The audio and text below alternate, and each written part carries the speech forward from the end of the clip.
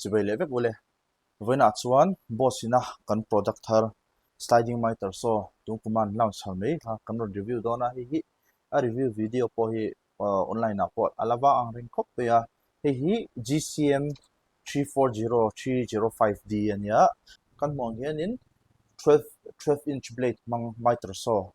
kan review dona ni tina hi kan mong hianin lock bevel aron hala chon accessories ron choma hianin lu don taila kan mong hianin dust collector aron choma hei extension block pahnih aron chom boka extension block hi chi hrang hrangin aron vuah thei boka ama le sir baka hei nge attachment chi hrang hrangin aron man thei ta ni chu hei chu kan duang khanin duanga man tu khanin adjust mai thei ta ni accessories pathumna chuan mitre saw dang bokin hei wak tlem thale mai aron chom vele bokta hi thing te ka han nor dona alo che be na tur kha ni ta ni kan hmuang hian a mitre scale hi embedded kan ti dong nge a thira khanin an zu chhut chil ani chu a bel chop le ingtinge kan tiang zia chop ani lo wa hanin a het em ta a dik lo thei lo ti na ang kha ani do ber mai sumo a front bevel hi hetiang lai hi mea a angle hetia han adjust wal mai tur kha ni ta 60 degree thengin hei adjust theya left right in 60 degree ve adjust thei tina an chumo adot le akal le taila hetiana hi sliding unlock nan ta ni kan hmong hian a sliding sira hianin hei war jam pol na mo war storage ang kha aron hal ta thlap ta chon a sliding length shim a hian te taila a sliding length hian te mo sa taila heti lai tang kan te trananga chuan 34 cm ang vel 34 cm ang vel chu sliding akat zaw thei zong hi roni ta adot le chuan akat dep akat thuk thei zong hi hante le don taila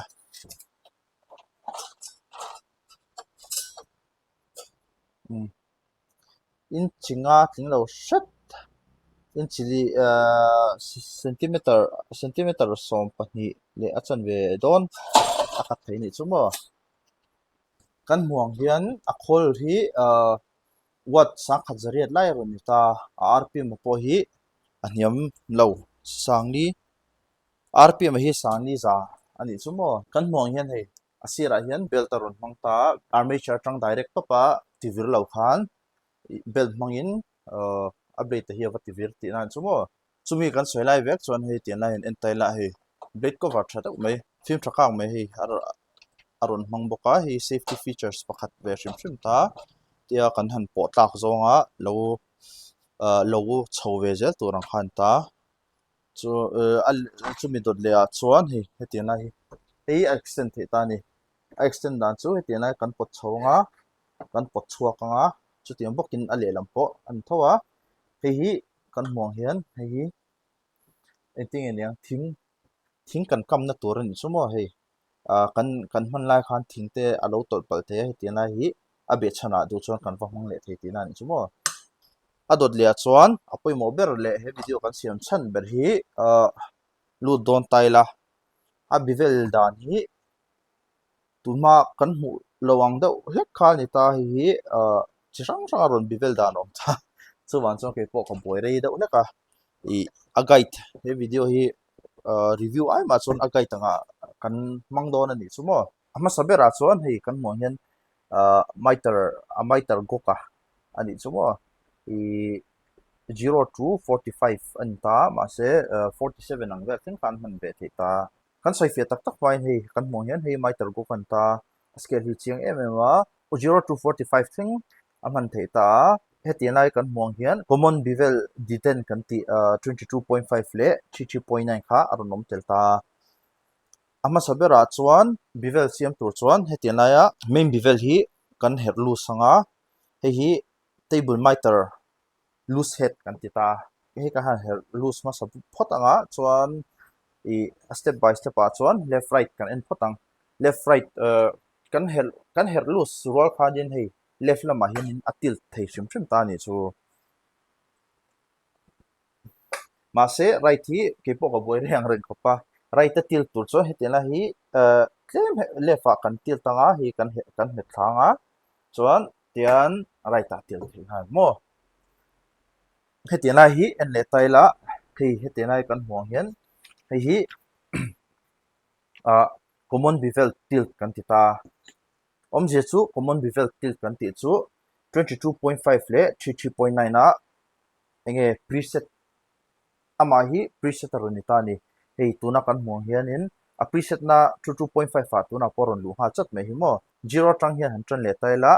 preset kan lu don chuan common bevel kan ti ho kan lu don chuan he ka han koi chho zoi nga chuan tlem ka han nor tran ti han kan koi thlenga chuan ha thì han rồi lúc hal thấp bên này 22.5 phá luôn hal chất á 35 33.9 luôn lệ tụt con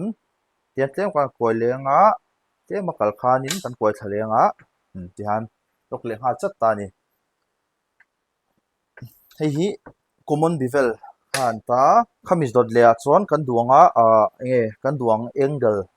override thang ani chumo 47 thang kan lu duan lo pon 15 ate lo lu du taila 15:30 ti vel kan lu chho du ni chuan kan lu chho du ni chuan anho kan hmuang hian button te hi kan zuk push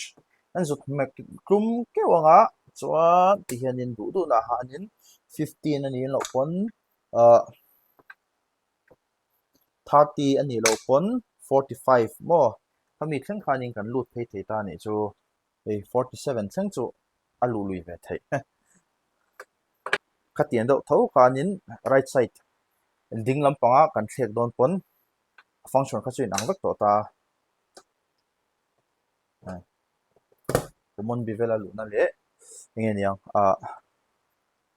override button kan ti mo bevel kan do kan adjust na ka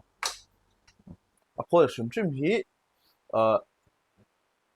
gai ta tan laser mang lovin led ron mang ta he a start hi tian lai kan hmong hian he hnuai hianin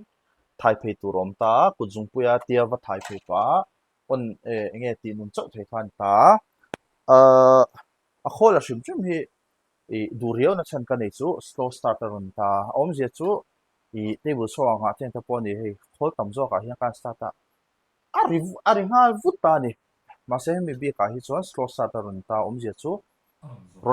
ron vir hal vut lo khan mon chang in ron vir so ve ti na chu muang chang ti hanin hlom tham chun tho ta ma se atia tanga full rpm a ron vir hal vut lo khan a speed rei lo te delay kha om ve ta kami kha khatiang ho slow start re ha tlem chuan in man chu nom deuh an en chinang o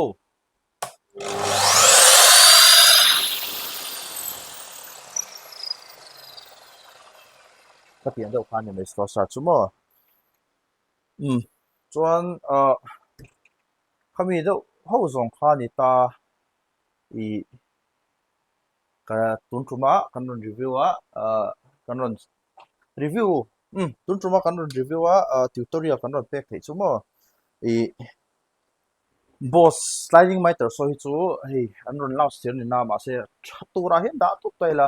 a chan chu Bosch vek hi sliding mitre saw Bosch GCM 12 GDL kan ti khamo khami te da po kha kum enga mozat tool of the year lo ho char char to han ta hei robotic arm ron mang te khamo chu wang chuanin Bosch sliding mitre saw hi chu cái mình cần đặt sáng đó rất trình sim sim sliding lo po ani thei thawa ma se sliding man po hi tlem chona ron tawa MSRP hi ka she chawlo chuan singriat ti chhovel in ta singriat akai lo pon ka sing chu pel nge don mo MSRP chu ti rol chuan ka tuna hianin hei stock po ala limit mema thakhat chuang te kan buk ta thakhat thani don hei tuna pe chon thani don ton chu thani don te kan buk ta chuan kan hu ve chau zel ta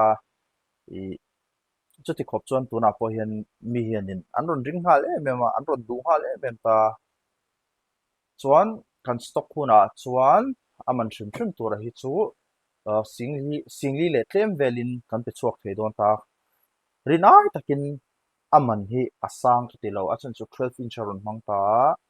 I tin apo warteng te po aron sang ta tin kan soi le soi nu hi Boss professional ani satli lawa boss professional apo heavy duty class ho chinami karunita a quality te ka en the me chena po hianin a quality hi nge tiang tiang low cheap quality an ron mang lo shim shim ta a premium thiang ber an ron siam ta chuan chuan sliding mitre saw te emma quality sound do hlek le utwak tak tak a han mang turang chi tan kha chuan hi ang event tv wanga tuna po market a chuan 12 inch market big a chuan in ka recommend lo thelo na chan chu a price check hi aron thatta a chan chu hemi hi vdt chinai chuan brand dang tenen pon alor lak zinga ron tel turan shem shem ta chuan tunai du tun rom chuan ron soi ma do lek chi niang kami zong khan ni ro se video te mi ron thlir sik le wangin kan lo me